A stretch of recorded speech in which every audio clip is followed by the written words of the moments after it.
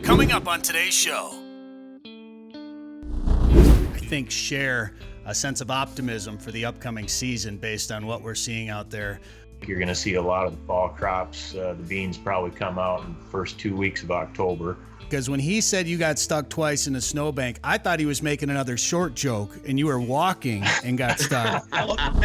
Broadcasting from the Mid-Migration Outfitters Studios, this is the Finding Fur and Feathers Hunting Podcast. How much direction are you getting from the governor? Minnesota DNR had reintroduced him into this area. I don't know, maybe he didn't want me to tell the story on the show, but I'm going to tell it anyway. I knew you were going to go there. Come and close the entire hunting season. Oh, so that's really? pretty easy. The Finding Fur and Feathers Hunting Podcast is brought to you by OnX. Know where you stand with OnX. Today's show is brought to you by Haybale Heights on Devil's Lake. Visit haybaleheights.com for more. By Tazin Lake Lodge in northwest Saskatchewan. For trophy lake trout northern pike, go to tazinlake.com. And by Lake of the Woods Tourism. Plan your trip to Lake of the Woods at lakeofthewoodsmn.com. Welcome to the show. I'm Bret Amundson, and I've always considered myself more of a waterfowl guy, but in the last couple of years, particularly, pheasant hunting is quickly becoming a close second. I've been lucky enough to live around some great habitat and even luckier to visit some areas with even better habitat, including trips to our neighbors to the west. While South Dakota is widely regarded as maybe the best state in the United States for pheasant hunting, and for good reason. There's lots of habitat, there's prime conditions, and a comprehensive approach to pheasant management based on positive economic benefits to the state from hunting tourism. And while Mother Nature can be the overall deciding factor in how big a population can get and how well it can do, having that right management in place is important. Some changes could come to that plan. What are they? When could they take place? What do they mean? What are people saying about them? Well, we're going to welcome some stakeholders onto the show to talk about that right now. First, we have Jared Wiklund, Public Relations Specialist for Pheasants Forever. Jared, how's it going? I'm great. Thanks for having me on the show. I'm looking forward to the discussion.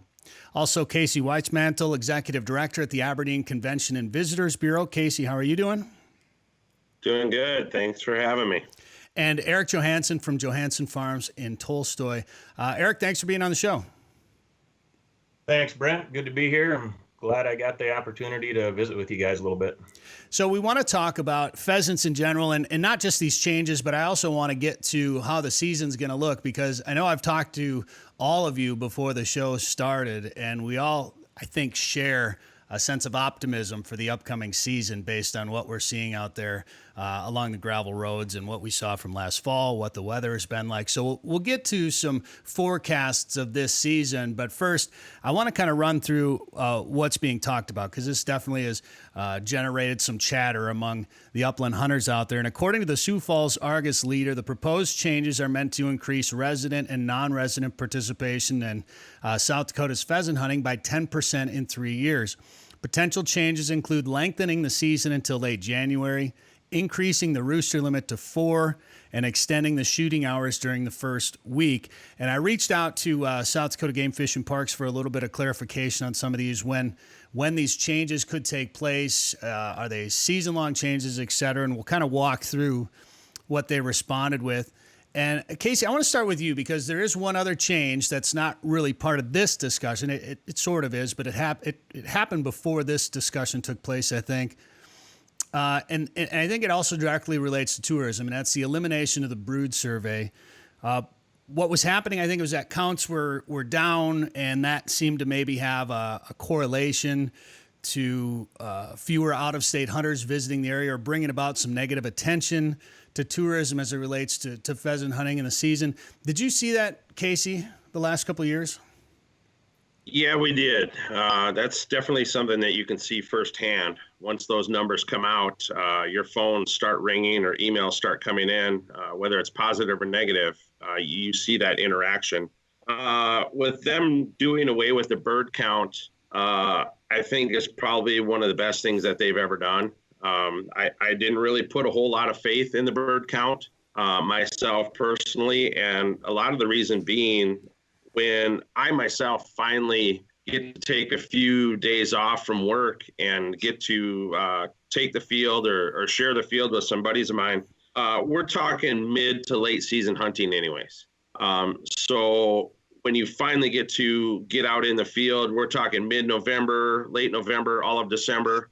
We've never had a problem finding birds. So when you have those bird numbers come out or those bird counts come out, a lot of that survey being done is dependent on A, who's doing the survey, and B, whether or not there were birds there when they did the survey. And a lot of it is, my interaction with some people of, you can ask me if there's cattle in the field, and if I look over to the right and I see cattle, well, obviously there is.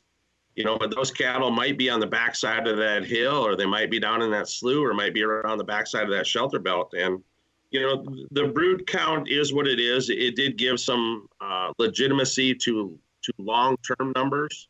But, a lot of that can change with habitat, loss of habitat, increased habitat, and weather conditions. So a lot of it changes season to season. And I just look at it as, if you have habitat, you have birds. And Aberdeen is working hard to increase that habitat. And I don't want numbers to work against our hard efforts here. Eric, you have pheasant hunters come visit your neck of the woods there from all over the world. What have you been hearing from hunters when it comes to that brood count? When the brood count comes out, I'll sometimes get an email or a phone call or two, but for the most part, for the guests that come and hunt our farm and ranch, it doesn't play a huge part. They, with us, with our farming and ranching practices, what we're doing on the production side and the wildlife habitat side, they kind of know that the habitat, we're going to, work diligently to try to create it, to try to produce the birds. And aside from any major weather swings and events, that there's going to be pretty good bird numbers, wild bird numbers on our properties, on the farm and ranch. So it's not a huge deal for us. But it is something that I was kind of surprised that the commission decided to do, or the Game Fish and Parks decided to do away with. And I don't understand. I don't know all the numbers on the economics. I'm sure it was a cost-effective thing that they were probably looking at. From a wildlife standpoint, it's something I like to see, just because there's such a long history of it out there. And even though it might not have been maybe the most scientific survey ever done, and obviously conditions and weather and everything can really play a part on whether or not you're seeing the birds that are actually there, when they're doing the count. But it was nice to see that, because then I always like taking a look at on their routes. You can take a look at previous years, and then you can start correlating that with weather conditions. Did those weather conditions in those years have an effect on habitat? And did that effect on habitat thusly affect bird numbers? And almost every year you look at, you can go back and start putting those correlations together. Now, most people probably already know that, but it's just a set of data that the state already had. So I was a little surprised to see them do away with it.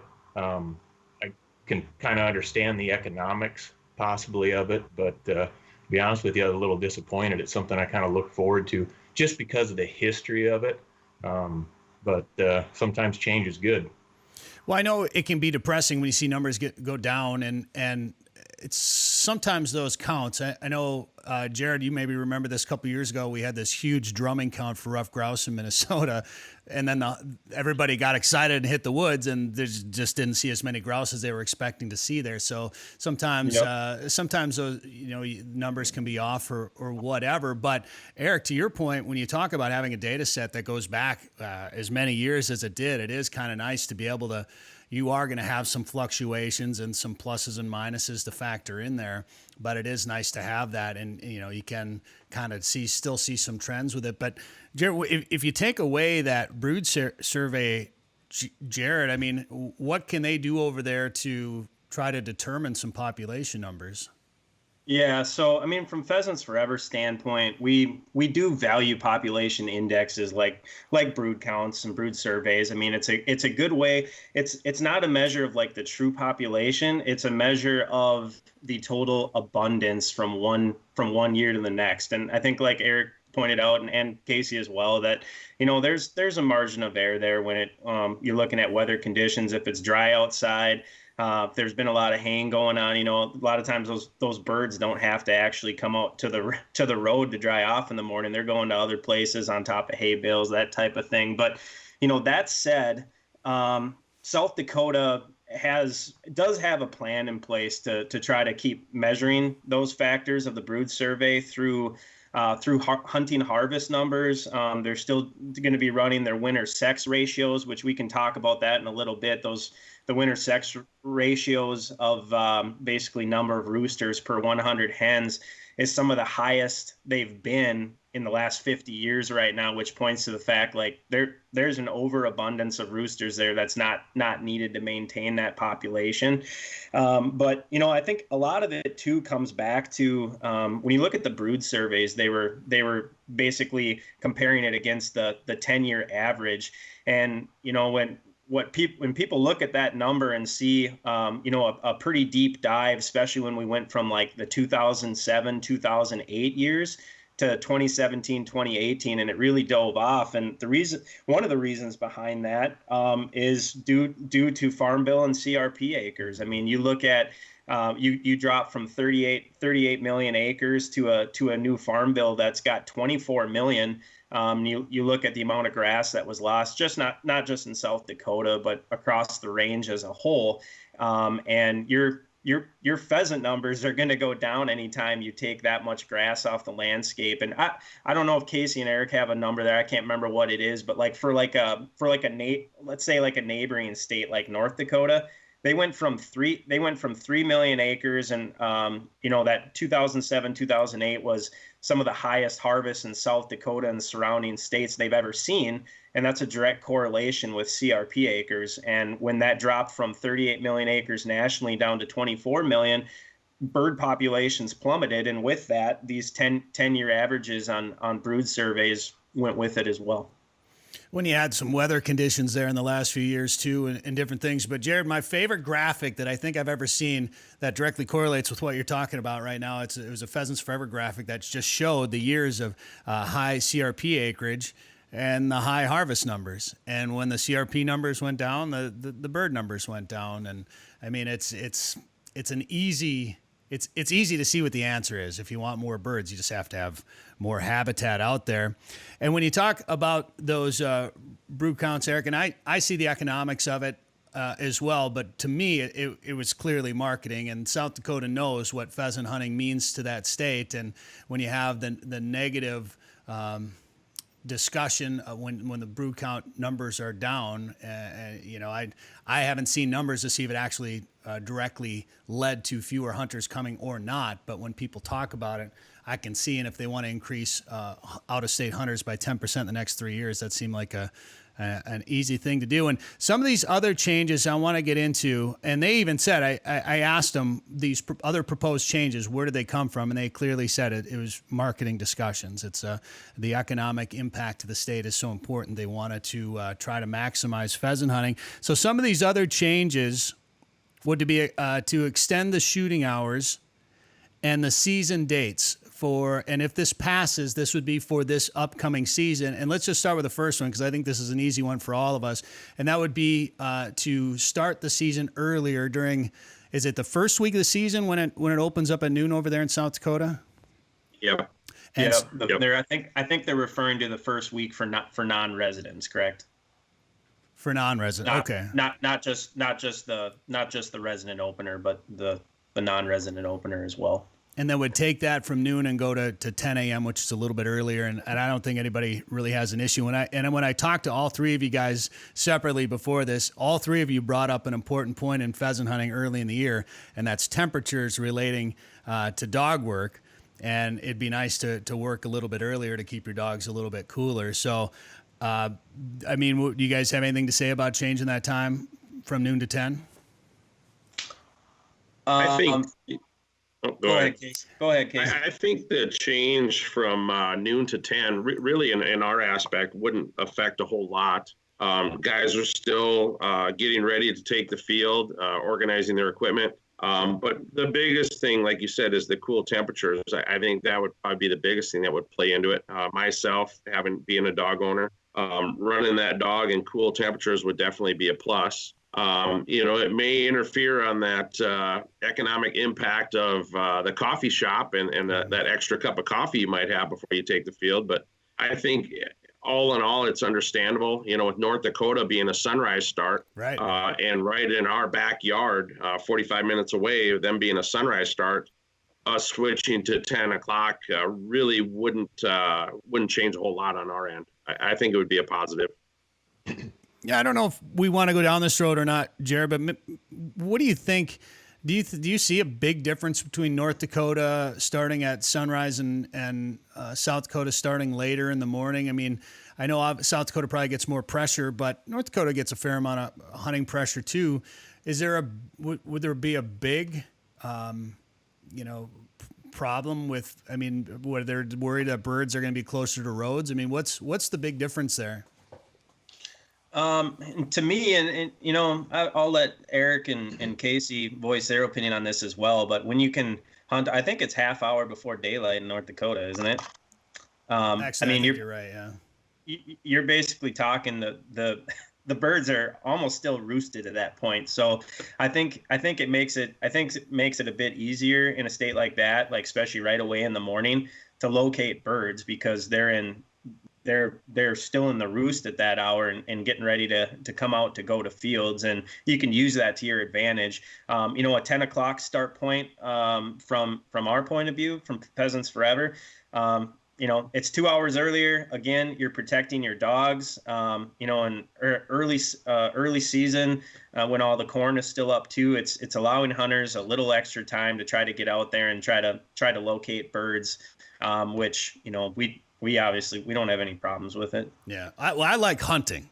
So I don't mind having to work a little bit for the birds, and I don't mind sleeping in sometimes too, just a little bit later. So I don't mind having not being out there right away at the crack of dawn. So the one of the other changes then for South Dakota, and they're going to meet September 2nd and 3rd via Zoom about these proposed changes, and there is the availability to submit public comments through the website, the Game Fish and Parks website. I think that's available now.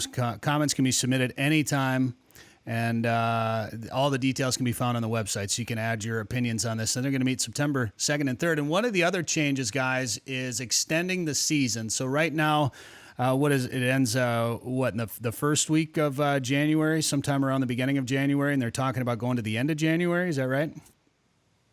I think right now, currently, end January 5th, if I'm right? And then they would propose to the end of January. Yeah, the last few years, the season ends that first full Sunday after the first full week in January. So they're just going to be extending it. The proposal is to extend it, as my understanding, to the end of January, and it'll just end January 31st, is what the proposal is. Biologically, shooting roosters until the end of January, it happens in a couple of other states, right? Maybe some warmer climate states right now. Is that right, Jared? Yep. Kansas, Nebraska, I believe.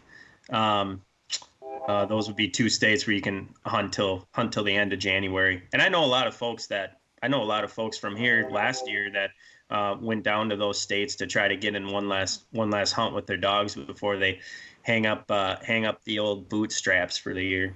Well, before we get into, the pros and cons of it, let's look at the tourism and the marketing aspect of this, because I'd assume that's why they're talking about it, is because there probably are people going to Kansas and Nebraska to hunt a little bit late season. Casey, do you think this would be an opportunity to get a few more people to come to South Dakota, or do you think some of those South Dakota January temperatures might deter people and have them going further south anyway?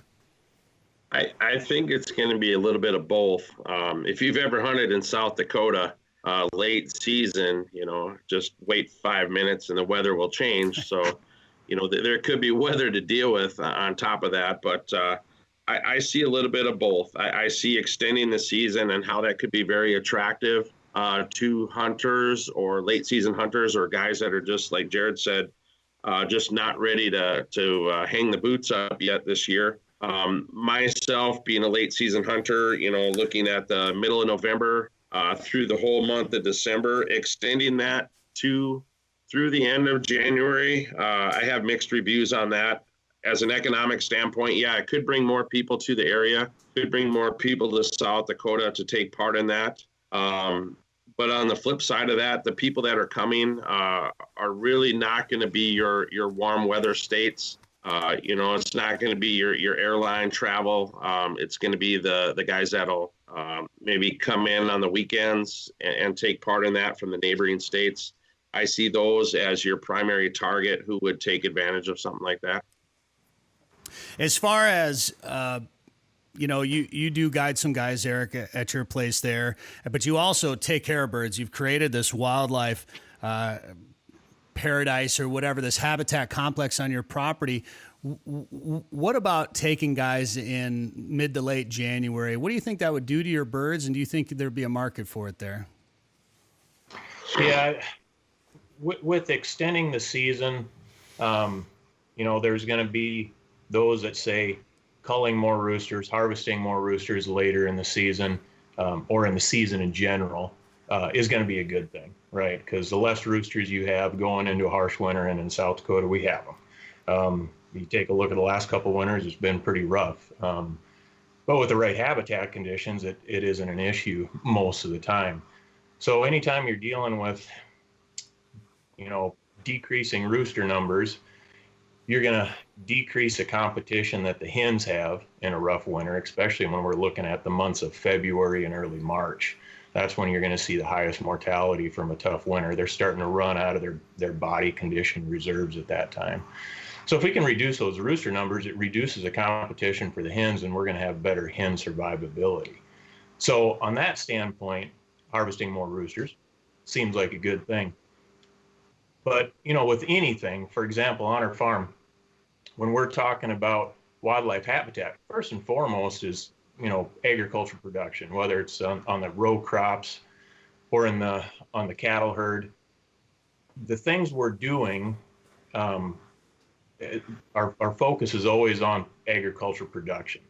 But a lot of the things we do is, okay, this will benefit agricultural production, but it's also going to benefit some habitat, wildlife habitat. And how does that affect? It's kind of a secondary cause and effect type deal that, for example, bird numbers on our property can benefit from cover crops, from no-till farming, from, leaving higher stubble in the fields to catch snow. It produces more cover. When you're extending the season, my concern is to shoot more roosters later in the season, you're going to be applying pressure to birds. And you can't just go hunt roosters. You're going to have to push the hens too. So as we get later in the season, hunters are, I don't think it's going to be a huge demand for it just because of the weather, but there are going to be some people that are going to want to take advantage of it because it extends it. Anytime you can extend opportunity, I think it's a great thing. But what could possibly be an issue, and my concern is if hunters are out pushing birds that are congregated in this winter cover late in the winter when we have really tough winters, bad snow conditions, cold temps, when normally they're not being pressured as much, it's just going to deteriorate their body condition scores faster. Now, we may not be shooting hens, obviously, but just by getting bumped out of the cover and having that exposure and that pressure, it's going to put stress on those birds. So my concern is, are we going to be able to carry as many hens in certain areas that have higher hunting pressure through the winter if we have hunting pressure later in the season when the weather's bad? That's just something, you kind of think of, and I'm definitely not a wildlife biologist by any means. I'm more of a barstool biologist, but it's something I see, on our own farm. And that's one of the reasons why when it comes to around mid-December, December 15th, we very rarely do any bird hunting, So you actually kind of voluntarily shut your season down mid-December for the most part? Yep. Yeah. It's from weather conditions and the stress on the birds and stuff. I mean, I'll still have some friends and family. We'll kind of go out if the weather's nice, but if it's real mean, and the weather isn't playing nice, which it oftentimes does at the end of December and early January, we very seldom go out, just not to push the birds out of the winter cover. Gosh, that just reminds me of the story you told me on the phone yesterday. I don't know if you want to tell the story again, because you'll probably, all of us it'll be dusty in all of these rooms here real soon about it was Christmas Day hunt. Was that right? Or right around Christmas, Eric? Wasn't it? Or late season anyway? I believe so. Yeah. Yeah. And it was the last hunt for one of your pups? Yeah. Yeah. Yeah. Yeah, it's when you're a bird hunter, you got dogs, right? Or most people do, and that's probably one of the main reasons we do it. I know it is for me too, and we were sharing that story with one of my black lab males that passed away a few years ago, who was having a little tough time with lung cancer and stuff that entire year, and I didn't hunt him at all. Obviously, he was having a hard time walking across a yard and catching his breath, and it was right after Christmas, and had him at the farm there and running around the yard, and he was looking okay. So I thought, oh, what the heck? I heard some roosters cackling, right off the mailbox. Basically, it's kind of a pleasure to have that when you live out in the country in South Dakota. And grabbed the shotgun. As soon as he saw me with the shotgun, it was a completely different dog. He sprung to life. It was like he was a puppy again. And walked down, and I didn't think he was going to make it trudging through the snow, but he did all right, and busted up a couple roosters. I got lucky and hit one, and he retrieved it and brought it back to me, and I just let him carry it all the way back up to the house. And I didn't know if he was going to be able to, but we stopped for a rest a couple times, and not once did he drop that bird. He carried it all the way up to the farm, and it just, like I was telling you yesterday, it just shows the heart of these dogs and why it's just so fun hunting behind them. And that's what brings me to just upland hunting in general, is watching the dogs work, building that bond, becoming a team together, and watching them succeed. It's wonderful. We can talk about raising limits and extending seasons and doing everything you can to entice more hunters to come take part in activity. But I'll tell you what, the first time you pheasant hunt behind a good dog, especially if it's your own dog, you can go out there and shoot holes in the sky, and come home with an empty bag and have a great hunt, just watching your dog work out there. I agree. To me, it's what it's all about. And, we filmed an episode of Prairie Sportsman out at your place a few years back and had a great time out there. And then I think the year after that, we filmed for one of the governor's hunts here in Minnesota. And we hunted on some property, and the landowner there hunted with us, and he had a number of dogs. Well, he brought one dog out after the hunt. It was 17 years old. I couldn't believe it. And it was about a week after that, he sent me a text message. He said, well, I got Em out for one last hunt, and she pointed a rooster, and I shot a rooster over, and she brought it back. And then I think she died the next day or something like that right after that. So it was that's one of those things, man. It just rips your heart apart, but what a great way for a gun dog to finish it out. You always talk about that one last retrieve, and man, I don't know. That's what it's all about. And I'll tell you what, I had a pretty good season last year, and my dog is getting older, and every time I see her, like the last day of the season last year, she made this huge retrieve that, I won't do it. I'll tell everybody it was the greatest retrieve in the world, and everybody's got their own story about their dog like that, but it was one that made me proud. And every time I see that, I wonder if it's going to be the last one. She's on her 10th season here now, and I got a new puppy coming, so you have to wonder just a little bit. But I got a new puppy coming, but it's not going to be ready for this season, so I'm hoping my lab Mika can tough it out. I'm going to have to take a little bit easier on her this year, but I think it's going to be unbelievable this fall out there. I would agree with you, Brett. Just everything that I'm hearing from the lodges and outfitters like Eric and just myself, trying to get the boat out this summer and take the lake. The gravel roads you're seeing hens and roosters. You're seeing little chicks already. We did some traveling up north of Brown County last night, and just you have to literally stop your car and let them cross the road. To see those numbers already, it's good to see it, and it's a promising sign. And I will take part in the conversation that Eric and yourself with the dogs.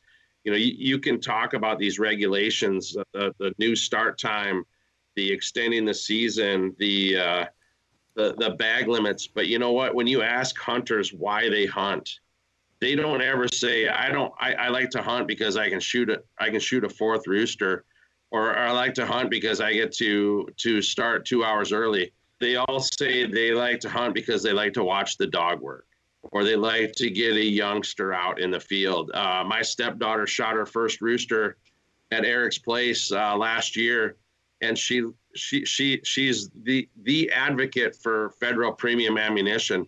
She loves to shoot holes in the sky, loves it, and she's not afraid to pull the trigger. And she finally brought down, and I'll share the photos with you later. She finally brought down her first rooster with 1 hour left in the season. She hit one and brought it down, and my 15-year-old wire hair was on that bird like a matter of seconds, and it landed in an area of some sorghum that was probably about the size of a basketball court, you know. And I'm like, literally, there's no way this bird is getting away. I mean, I'm standing guard over top of where this little sorghum patch is.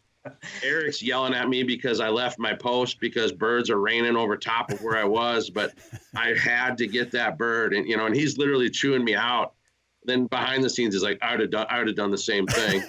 But we literally went to that bird in this sorghum patch, and Eric's dog, for a pointing dog at Eric's place, there's just too much scent. My dog's bird was there.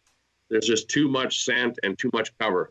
But Eric's dog went in there and busted this little patch of cover, and he come out with his bird, and you could see my stepdaughter going from tears of joy hitting this bird to tears of sorrow because the bird got away, to tears of joy because Eric's dog finds this bird, to tears of sorrow to find out that this bird's been dead for 3 days and it's frozen rock hard, to tears of joy when his dog goes back in and finds this bird that was hiding underneath the dead bird. What? Literally 2 birds stacked on top of each other. What? And then the tears of joy of her holding up the first rooster ever that she's ever shot, and to have all this lay out into the last hour of pheasant season.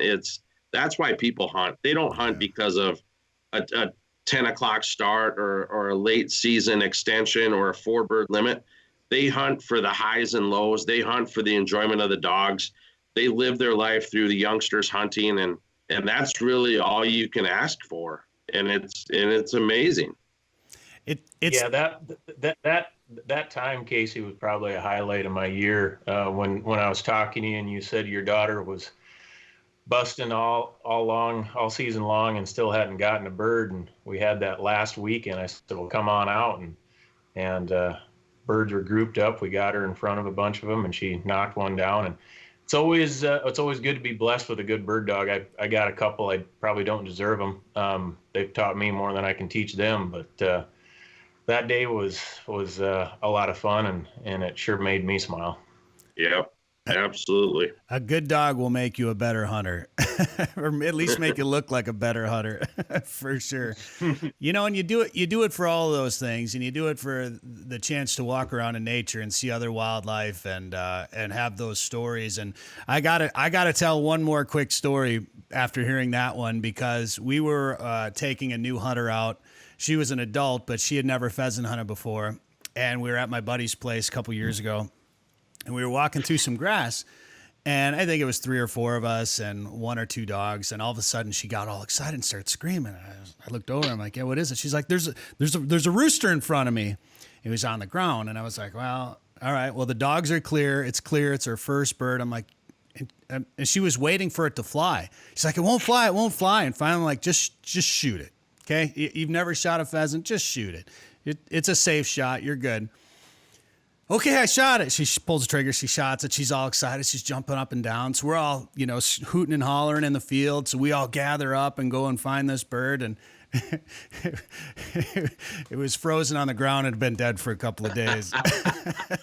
So technically, she still shot her first pheasant, but it may have been dead when she shot it already. So anyway, it's fun sharing those experiences with people out there. And Getting back to this season, though, Jared, you and I talked last fall at the end of the season. I probably had you on the radio show, I'm guessing. And the last week of the season, there were birds, so many birds here in western Minnesota.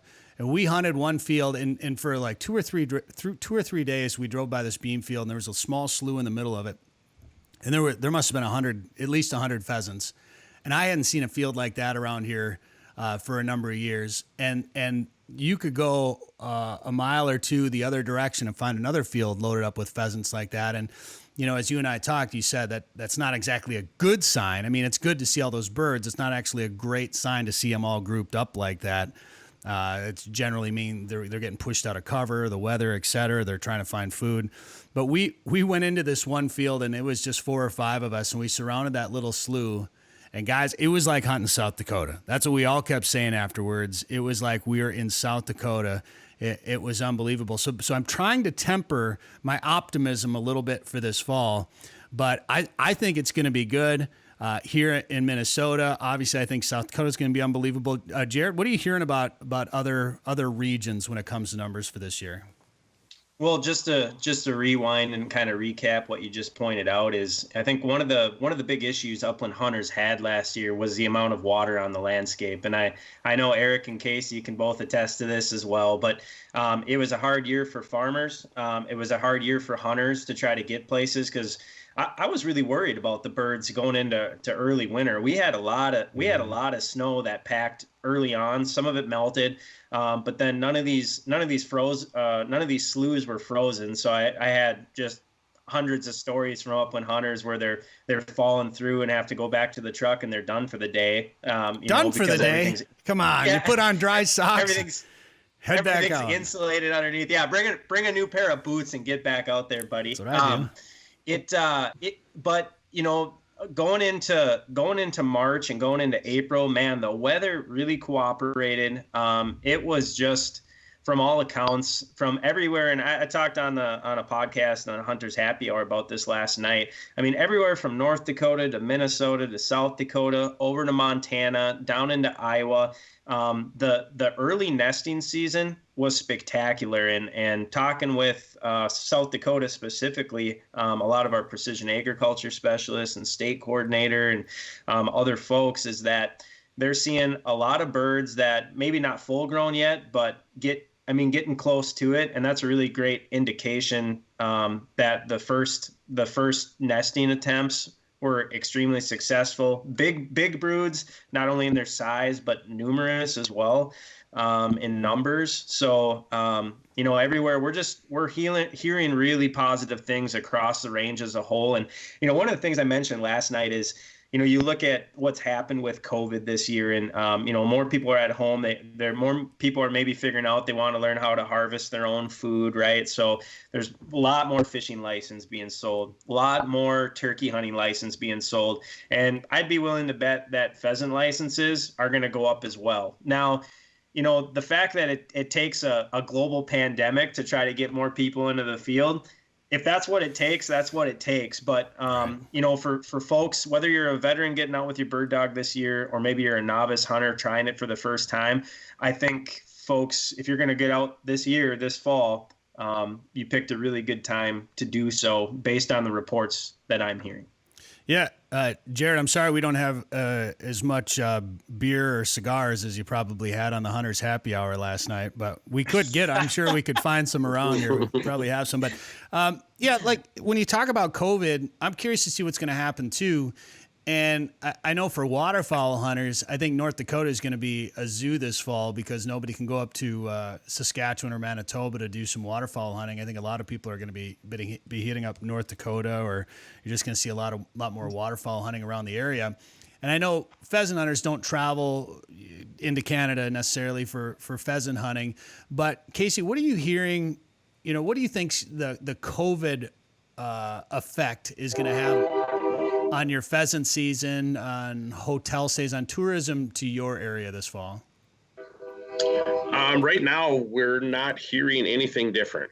If you talk about social distancing, pheasant hunting is the best option for you. Right. If you're within that 6 foot distance, you're hunting too close to your buddy. Yeah. But, from what we're hearing from the guides and the outfitters and the hotels is it's business as usual. And actually what we're hearing from a lot of the guides is they're already full. Oh, really? So looking at, is there space available? Like we always preach, come out a little later in the season because the crop should be out of the fields. It's cooler for the dogs and a lot less pressure. And hotel rooms are possibly a little cheaper as well. But, from what we're seeing, it's business as usual. We're starting to see some events pick up in Aberdeen, South Dakota. We're starting to see some events happen. We're starting to see some rebound in the hotels. The hotels are still down. Their occupancy is still down, but we're starting to see a strong rebound. And everybody's hanging their hat, no pun intended, but everybody's hanging their hat on this fall and hoping that this will help rebound. The restaurants, the hotels, the outfitters, the airline traffic, everybody's looking for a strong season, and the birds are doing their part. It's just up to the clients or the hunters, at what comfort level do they have? If they're looking to travel, if they're looking to take the field, like I said, pheasant hunting in South Dakota, especially around the Aberdeen area, you couldn't ask for better social distancing. So we're excited, we're positive, and I think this is something that'll eventually get behind us. And like Jared said, you look at our RV and our camping traffic this year alone is through the roof. If you're looking at wanting to purchase an RV, wait a couple of years. These people will soon find out they don't like to camp as much as they thought they did. But everybody's looking to get into the outdoors, and how can they do that? Whether it's RV camping or whether it's fishing or pheasant hunting this fall, I think we're looking for a strong experience.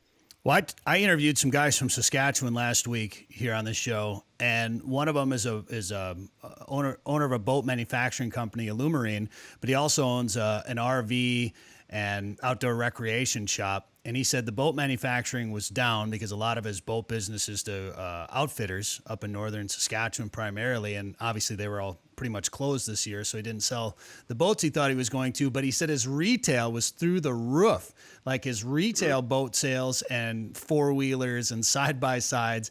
Everybody was out doing stuff outdoors and buying all that stuff. So it was kind of an interesting dynamic. It was interesting to see what people did. And you talk about South Dakota, and I'm not going to get into politics here or anything, but I don't know if you're just going to have a lot of pheasant hunters, non-resident pheasant hunters this fall, or if you're going to have a lot of new resident pheasant hunters this fall. You might have a lot of people moving to your state here pretty soon. And Eric, when it comes to your business, what are you hearing from people? Have you had any cancellations because of the coronavirus, or how's it been for you? No, so far, everybody is itching to get out and hit the fields and see some wide open spaces and chase some birds around. We've had no cancellations. I don't expect any at this point. Obviously, you never know what's going to happen, but matter of fact, like it has been in the last number of years, is this time of year is when I start getting a lot of emails and phone calls about people wanting to see if they can get in and hunt with us. And so the demand is there. I think there's a lot of people tired of all the bad news and what 2020 is bringing us, and they're looking for some good news. And the good news is, from what I've seen, checking pastures, rotating cattle, scouting fields, just driving around the countryside, I've been seeing more birds this year than I have probably in the last 4 or 5 years. The conditions were great. We're wet, but we started drying up this year, but we're still getting good rainfalls. In our part of the state, habitat conditions are awesome. And the weather really cooperated in the month of June and July, and just seeing a lot of birds. Very seldom do I go scout a field, a crop field, and not see at least one or two broods getting up on the edge of fields, running across the section lines. So it looks good for this fall. Time will tell, but I'm cautiously optimistic. I think it's going to be some of the better bird numbers the state has seen. Obviously, it's going to vary from region to region, but I think overall it's going to be a pretty good bird year for the state. And as far as farming goes, I know a lot of our farmers here in Western Minnesota have been pretty happy so far with this year. I know they got in early. They were able to plant in a lot of areas. It dried out quite a bit for us this spring over here. They were able to plant in a lot of areas that they haven't been able to plant in for a number of years. How does harvest look for you? Do you think you're going to be on time? And how do you think as far as pheasant hunting season, how do you think the timing will go? Well, in our area, I know the guys way in the eastern part of the state in western Minnesota, they got in earlier. They had a little nicer spring. We were so incredibly wet last fall, and even into early spring. So our planning was delayed a little bit, not near as bad as 2019. And we have started drying up a little bit. But the crops are a little behind, but we've gotten the heat units. We've got enough rainfall to make them work. So they're catching up pretty good as far as maturity. I think you're going to see probably, it's hard to tell. We never know what the weather is going to do, but I don't think it's going to be a super late harvest this year, but it's not going to be an early one either. I think you're going to see a lot of the fall crops. The beans probably come out in the first 2 weeks of October, like they traditionally do. And then hopefully guys can get some dry corn out of the fields starting that mid-October. But I expect most of the corn in our area, at least, to be coming out mid-November. But if we get a warm, dry fall, that can change things in a hurry. You just kind of see what the weather throws at us and take it from there. Have you ever harvested all your corn twice in the same year before? I haven't done that yet, no. Because you had a lot yet that you had to get out this spring, didn't you? Yeah, our most of our 2019 corn crop was harvested in 2020. Probably about 80% of it. With our extraordinarily wet year last year, we had some hail damage on some corn, which set it back. Fields were crazy wet, and then couldn't hardly get into the fields, let alone get the corn out. And the corn itself was wet. And then we had that big snowstorm right around Thanksgiving, and it actually insulated the ground. So you could move the snow, but you'd still get stuck. Mm-hmm. So a lot of it stayed in the field in our area all winter long. It wasn't just us. It was everybody clear up into North Dakota, which is a good thing for the birds. I mean, you talk about deer and pheasants having a pretty good winter, even though we had some interesting storms. Man, was there cover for them. And I don't think we hardly had any death loss. One of the very few years I've gone out, and I don't think I saw one dead deer carcass when we started spring work. So, and that relates to just having all that cover out there that they could get in out of the weather, and obviously abundant food source when you got all that corn standing during the winter. So yeah, it's this year's looking a lot better than last year. Conditions are great. Seeing more birds than I've personally seen probably in the last 4 or 5 years. So fingers crossed.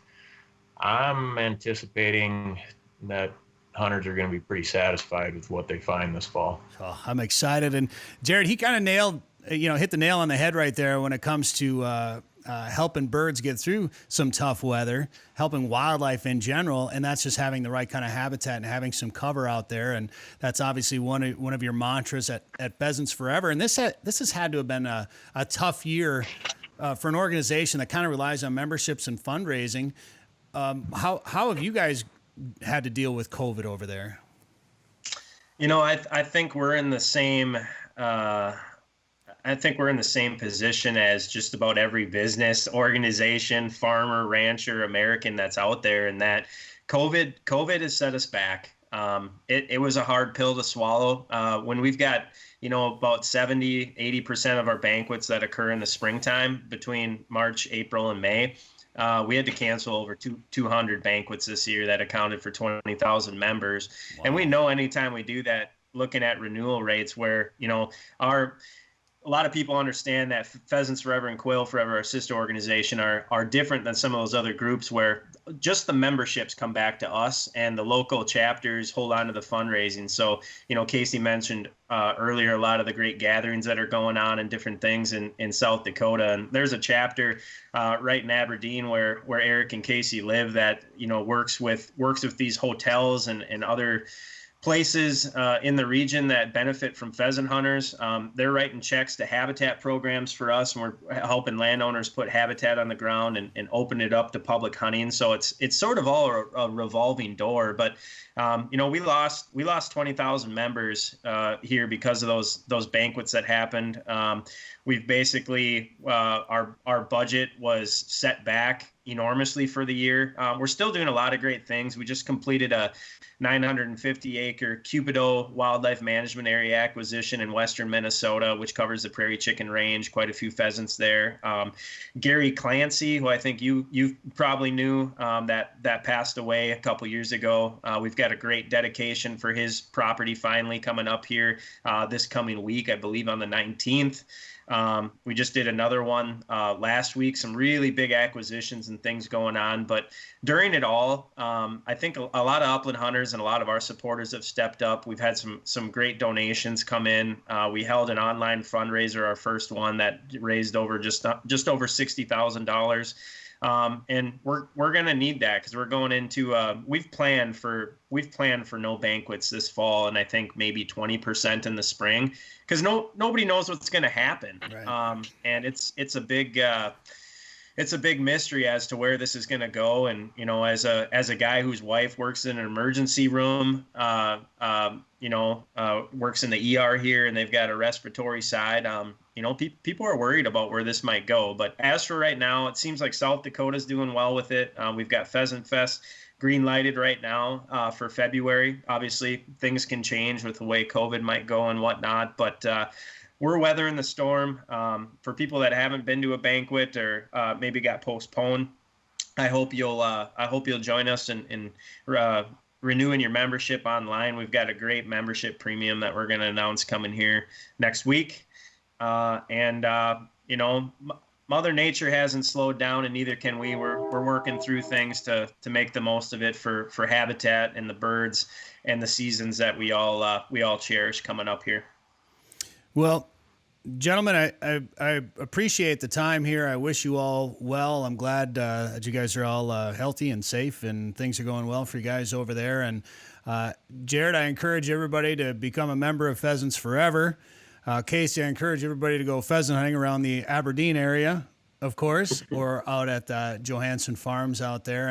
And Eric, the work that you do on your property out there, you should write a book or something. I know we filmed a TV episode of Prairie Sportsman. You can see that on YouTube and learn a little bit more about the property. You're doing good work out there. So guys, last question for everybody. What do you think about the actual passage of these proposed changes in South Dakota? You all think it's probably, all these things are probably going to happen? Gut feeling? I would say they're going to move. I would say they're going to move forward with it. Trying to get more hunters out there.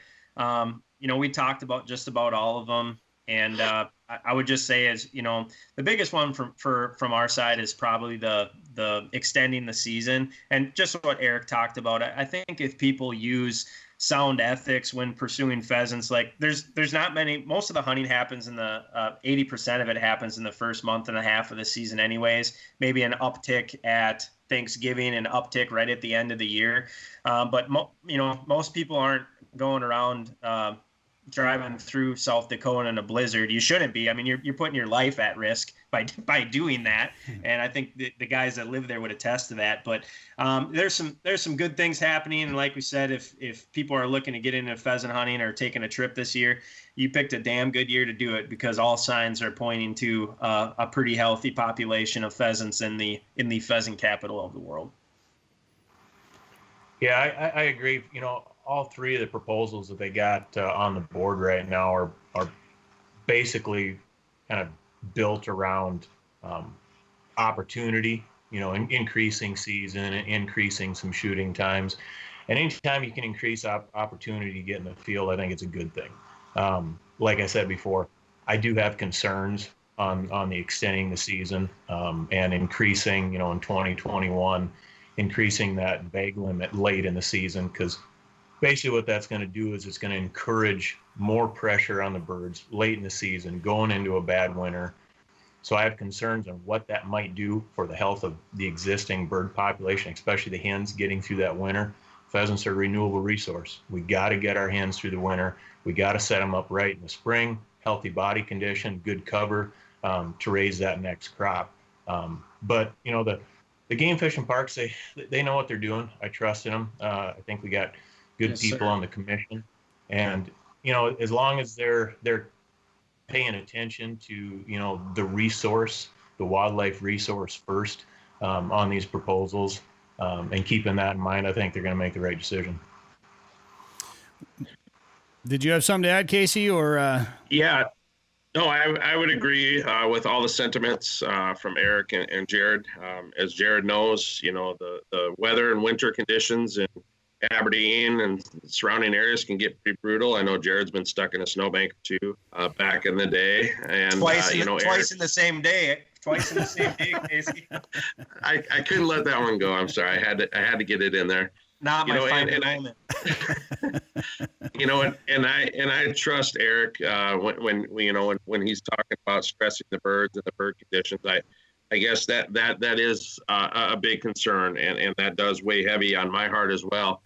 Anytime that you overly stress, the hens along with the roosters, I mean, you're asking for a little bit of trouble, a little bit of gray area. But I think if people use some self-restraint and some precautions, I think people can maybe get past that.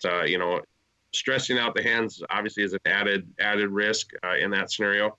On an economic standpoint, anytime you can increase visitors to the area, bringing in outside dollars is great for any community, not just Aberdeen, South Dakota as a whole, but any community. Because when those dollars come into the community, they multiply or they roll over 3 to 7 times. So when you have less visitors to an area, that's less eggs that are scrambled in the morning. That's less hotel rooms that are made. That's less steaks that are grilled in the evening. But I think if people use some discretion in that, I think you can see a win-win on both sides of that scenario. This is Jared with one last comment. I can't let it go, because when in defense of my snowbank vehicle twice in the same day, when I rented that vehicle, I told them specifically I needed a 4-wheel drive vehicle, and I'll be damned if that 4-wheel drive did not work once I got out to the field. Well, I'm glad you clarified that, Jared, because when he said you got stuck twice in a snowbank, I thought he was making another short joke, and you were walking and got stuck. There's that too, but I feel good about what happened, because it was a hell of a bill from the towing company to get me out of those two. So there you go, contributing to the local economy in other ways. Well, gentlemen, I'm looking forward to this fall. I know the last time the four of us were in close proximity in person, we were on a hunting trip there in South Dakota. We need to make that happen again, and hopefully we can do that this fall, because I think it's going to be an epic year. And good luck to you guys, and thanks for being on the show. Thank you. This has been the Finding Fur and Feathers Hunting Podcast, part of the Sporting Journal Radio family. Subscribe wherever you get podcasts, or visit us at findingfurandfeathers.com. Devil's Lake is legendary, and this summer has been legendary for walleyes. Don't miss out. Call Haybale Heights Campground and Resort today to book one of their modern cabins on East Bay. The cabins are furnished with a full bathroom, kitchen, and all the amenities like high-speed internet, and are clean following CDC guidelines. Staying at Haybale Heights gives you full access to a private boat launch, fish cleaning station, and beach area. Learn more at haybaleheights.com. That's haybaleheights.com. Plan your trip to legendary Devil's Lake today. As we all navigate through the tough times of 2020, finding new ways to enjoy summer has become a way of life. If you're searching for the perfect getaway this summer, look no further than the walleye capital of the world, Lake of the Woods. Fish the Rainy River, Big Traverse Bay, and don't forget you can still experience the uniqueness of the Northwest Angle. For your best chance to catch big fish, go where the big fish are. Lake of the Woods. Plan your trip at lakeofthewoodsmn.com. If trophy lake trout and monster northern pike are on your list this summer, book a trip to Tazin Lake Lodge in northwestern Saskatchewan. Everything from numbers to big fish. See pictures, videos, and more at TazinLake.com. This is quite the fishery. Our 5-star chef will feed you well after a day of chasing giants on Tazin Lake. Dream come true. Get rates, dates, and more of what you can expect It could be the best fishing you've ever had in your life. at TazinLake.com. That's TazinLake.com. Tazin Lake Lodge is a proud partner of Tourism Saskatchewan. Hunt, fish, conserve, repeat. That's the mission here at Sporting Journal Radio, and if you love the outdoors as much as we do, show it off with new wildlife-themed gear from the Sporting Journal Radio store. From hoodies to hats, coffee mugs, wildlife prints, and you can even make your phone stand out with a new case sporting some high-quality wildlife photography. Go to sportingjournalradio.com and click on Store. We have a huge selection of gear with new items being added every week. Powered by Shopify, which is trusted by over 1 million businesses and offering a variety of ways to pay, including PayPal. Shop now at sportingjournalradio.com.